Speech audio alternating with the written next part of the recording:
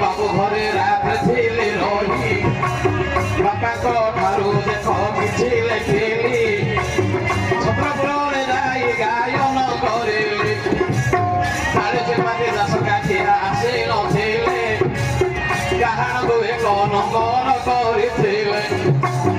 से बाबा को आशीर्वाद देखो रहिथिला रहिछि आउरे देखो हे बाबा रहिबो ताको से गणे कोटिए दुहारो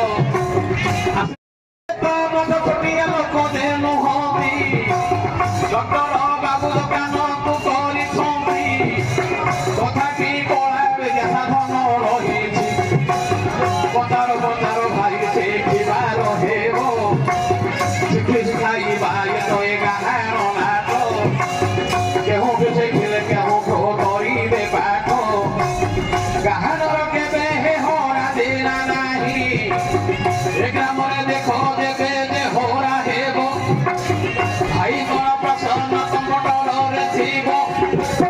अन्य ग्रामरे दिए प्रचार करिबो खाओ बाबू कथा मन पड़ी दिबो एइथे होरा हेले सेई खेजिता होइबो केवल प्रसन्न भाई पड़ी अछि मन पचार पचार तुम सुंदर प्रसन्न ଉତ୍ତରାଳୟରୁ ହେଉଛି ପବନ ଉତ୍ତରାଳୟରୁ ହେଉଛି ପବନ ପିତା ନଥାଇ ଯେ ପୁତ୍ର ହୋଇଲା ଜନ୍ମ ପିତା ନଥାଇ ଯେ ପୁତ୍ର ହୋଇଲା ଜନ୍ମ ଯେତେବେଳେ ପିତା ଯେତେବେଳେ ପୁଅ ଗୋଟି ଜନ୍ମ ହେଲା ସେ ସମୟ ପିତା ମାଥା ପାଶେ ନଥିଲା କହିବ ଉତ୍ତର ଏଥିର ମଗାହାଣ ବସି ଶୁଣୁଛନ୍ତି ଉଣେଇଶ ଭାଗନ ଆଜି ଶୁଣୁଥିବି ଗାଇ ମନ ମଗାହାଣ ଆଜି ଶୁଣୁଥିବି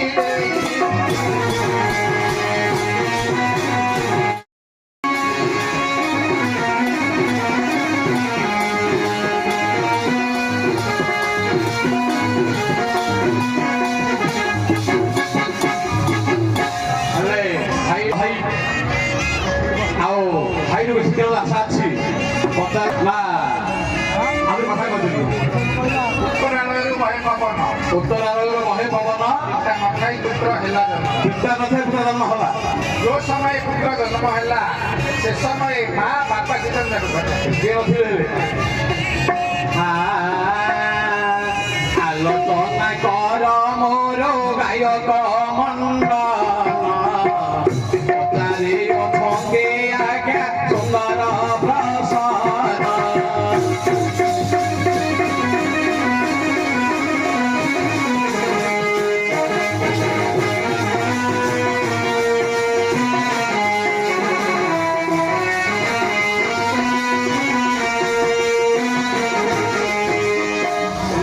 বিষয় টিকে যাউছে বুঝাই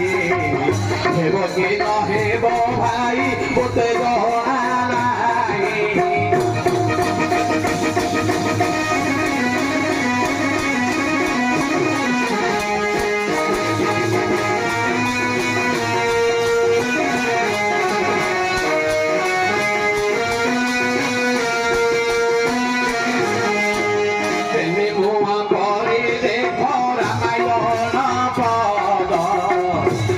তো খাইলে বন্ধু সে কত সোয়াদ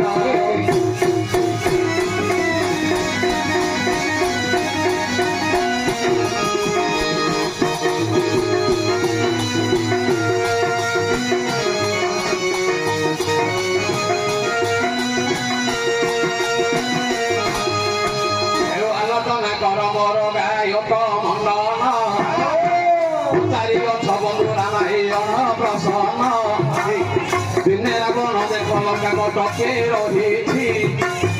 নারদ ঋষি কিহে গলে পহଞ୍ଚি নারদକୁ ଦେଖି ରାବଣ ହେଲା ଡାକକା ଘଡ଼ିଏ ପର୍ଯ୍ୟନ୍ତ ନ ଲାଗିଲା ନାଟିକା ଆସନରୁ ଉଠି ରାବଣ ଆସିଲେ ସମ୍ମାନରେ ନେଇ ନାରଦକୁ ବସାଇ ଦେଲେ ଆସିବାର କାରଣ ରାବଣ ବୁଝିଲେ ସେତେବେଳେ ନାରଦ ହେ ଦେଲେ ବୁଝାଇ ଶୁଣ ହେବଙ୍କ ପଟୁ ଶୁଣ ମନ ଦେଇ ଅଯୋଧ୍ୟାରେ ରାମଚନ୍ଦ୍ର ଜନ୍ମ ଗଲେ ହୋଇ ନିଶ୍ଚୟ ଜୀବନକୁ ଭଜିବ ପଳାଇ ସେଦିନ ରାବଣଙ୍କର କର ବସିଲା କିଏ କି ମୋତେ ମାରିବ ହେଲା ନାରଦ ମୁଣ୍ଡ କୁମ୍ଭର ହେଲା ଖାବରା ମୁଣ୍ଡ କିଏ କୁମ୍ଭର ଖରାପ ଗଳା ହୋଇ ବର ଦେଖୁଛନ୍ତି ମୋତେ ବିଲୋ ସାଇ କୁମ୍ଭ ଗୀତା ବ୍ରହ୍ମ କରା ଦେଇଛନ୍ତି ବର ଏ ମଧ୍ୟ ମଣ୍ଡଳରେ ମୁଁ ହୋଇଲି ଅମର ସେଦିନ ନାରଦ ହେ ଦେଲେ ବୁଝାଇ ମଧ୍ୟ ମଣ୍ଡଳେ ଦେଖ ଜନ୍ମ ହୋଇ ଦେବତା ହୋଇଲେ ହେ ମଧ୍ୟ ମରଇ ନାରଦ କହିଲେ ହେ ରାବଣ ଏ ମଧ୍ୟ ମଣ୍ଡଳେ ଜନ୍ମ ହୋଇ ଦେବତା ହେଲେ ମରଇ ମୋ ବାପା ତୁମକୁ ବରଦଲା ତମ ହେବ ଅମର ନାହିଁ ଅଯୋଧ୍ୟା କଟକରେ ପରମ ବ୍ରହ୍ମ ରାମଚନ୍ଦ୍ର ଜନ୍ମ ହେଲେନି ତମର ନିଶ୍ଚୟ ଜୀବନ ଯିବ ରାବଣ ବିଚାର କରିଲା ମୋର ମାରିଲେ ଯିବ ସରି ଦେବଙ୍କ ସଙ୍ଗେ କିମ୍ବା କରି ଏ ବାଲ୍ୟ ଅବସ୍ଥାରେ ଯଦି ରାମଚନ୍ଦ୍ରକୁ ମାରିଦେବି ଆଉ ମୋ ଜୀବନ ଯିବ କି ହେଲେ କଲେ କଣ ସେହିଦିନ ରାବଣ ହେ ମନେ ଚିନ୍ତା କଲା ହେ ମନେ ଚିନ୍ତା କଲା ପରେ ଆମକୁ ମୁଣ୍ଡେ ମାରିବେ ବୋହେଲା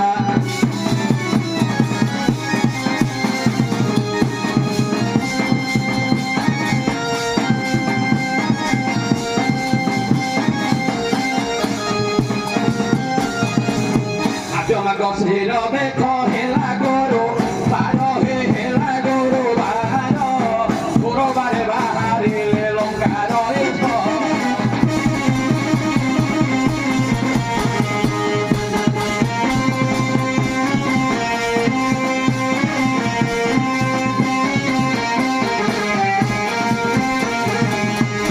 କୃଷକ ବିମାନରେ ରାବଣ ବସେଲା ଅଯୋଧ୍ୟା ପଟକେ ଯାଇ ପ୍ରବେଶ ହେଲା ରାମଚନ୍ଦ୍ର ପ୍ରଭୁ ହେ ଦେଖୁଛନ୍ତି ରହି ଏଟିଲି ପିଠାକୁ ପ୍ରଭୁ ଅଛନ୍ତି ଖାଇ ମାଗଶିର ମାସ ଅଷ୍ଟମୀ ତିଥି ଅଛି ଅଷ୍ଟମୀରେ ଏଟିଲି ପିଠା ଦେଖ ହୋଇଛି ସେଦିନ ରାବଣ ହେ ରାମକୁ ଦେଖିଲା ଓ ରାମ ବୋଲି ମନ ହୋଇଚାର କଲା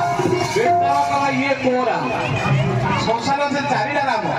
ଏ ଚାରିଟା ରାମର ଇଏ କୋଉ ରାମ ଚାରିଟା ରାମ ଏକ ରାମ ହେଲା ସବୁଠୁ ନ୍ୟାୟ ଏକ ରାମ ହେଲା ସବୁଠୁ ପ୍ୟାରା ଏକ ରାମ ହେଲା ଦଶରଥଙ୍କ ବେଟା ଏକ ରାମ ହେଲା ଘଟା ଘଟେ କେବେ ଇଚ୍ଛା ଇଏ କୋଉ ରାମ ଆଜି ପରୀକ୍ଷା କରିବି ହେଲେ ଯିବି କେମିତି ସେହି ଦିନ ଦେଖ କି ହେ କାକ ରୂପ ହେଲା ଜଗତି ଉପରେ ଯାଇ ହେ ରାବଣ ବସିଲା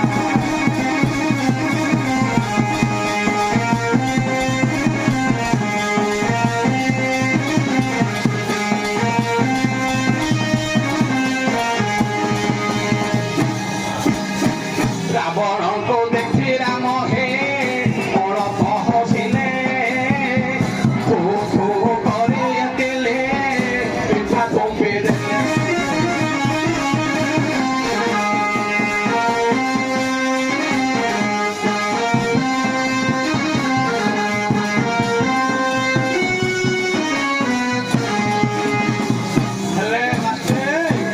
ରାମଚନ୍ଦ୍ରକୁ ଦେଖି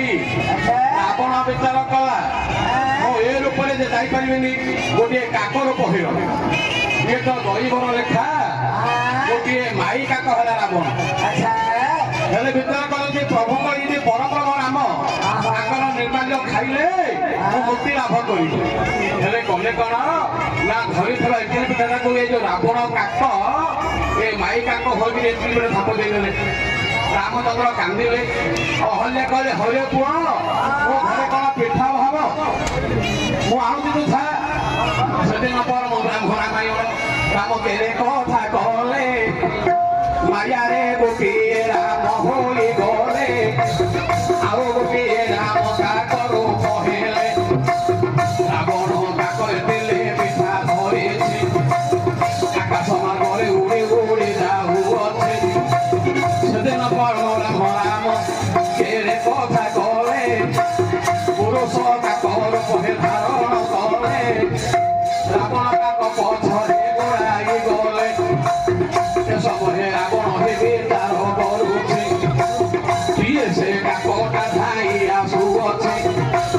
ଏଟିଲି ପିଠା ମୋର ଦେଇ ଦବ ଥାମ୍ପ ଏକଥା ପୁଣି ହେ ରାବଣ ଭାବିଲା ବୃକ୍ଷରେ ଯାଇ ବସିଲା ରାବଣ ବିଚାର କଲେ କାକଟା ଆସୁଛି ଗୋଟେ ଧାପ ମୋ ପିଠାଟା ନେଇଯିବ ଆଉ ଥରେ ବିଚାର କଲେ ଏଇ କଣ ମତେ ଶୃଙ୍ଗାର କରିବ ରାମଚନ୍ଦ୍ର କଲେ ରାବଣ ତଣ୍ଡାଳ କେଡ଼େ କଥା କଲୁ ତୁ ତ ମାଇ କାକ ହୋଇଛୁ ଆଜି ଚିନ୍ତା କରୁଛୁ ବାଛା ବଟାରେ ବସି ବିଚାର କରୁଛୁ ମତେ ଶୃଙ୍ଗାର କରିବ ସେଇଟା ଏକା ହବ କଲେ କଣ ରାବଣ କହିବି ହଁ ଅଛି କହିବି ସୁନ୍ଦର ବିଷୟ କହୁଛି ଆଜ୍ଞା ତମର ନ ହେଇପାରେ ହେଲେ ଏ ସମୟ ହୋଇଛି କଣ ନା ଯେତେବେଳେ ପ୍ରବେଶ ହୋଇଛନ୍ତି କାକ ରାମଚନ୍ଦ୍ର କାକ ପୁଣି ହେ ଦେଖ ଚଳିଗଲେ ପିଠାଟାକୁ ତଜୁ ମାରିଦେଲେ ତଳରେ ପଡ଼ିଲା ଦେଖ ପିଠା ଗୋଟି ସେତେବେଳେ ଦେଖ ଜଳ ମଧ୍ୟ ରହିଛି ସେ ଜଳ ମଧ୍ୟରେ ଦେଖ ଯୋଗ ରହିଅଛି ପିଠାଟାକୁ ଯୋଗ ଦେଲା ଖାଇ ଯୋଗ ତ